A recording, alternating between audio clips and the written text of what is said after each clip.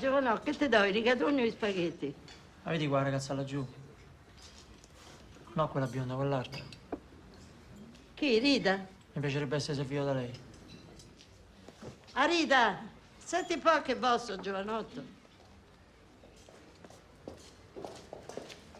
Remo, sei venuto a mangiare? No, te volevo vedere. Vedermi?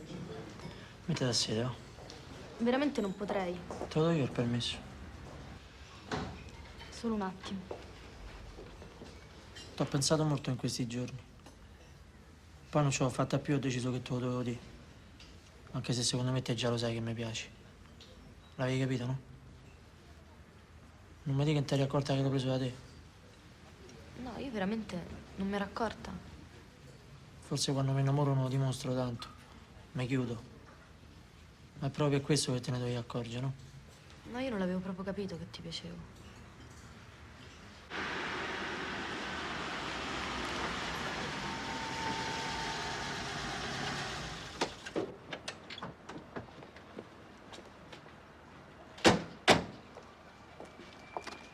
Sicura che non va a rimanere con me stanotte?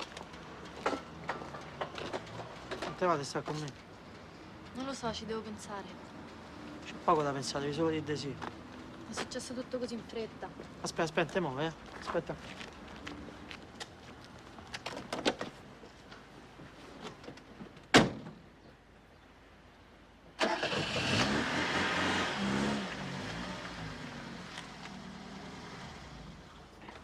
Non mi muovo da qua finché non mi dà una risposta. C'ho viveri per una settimana. Tu non sei come gli altri. E certo, so più bello io. Scemo, dico sul serio. Tu sei sensibile, dolce.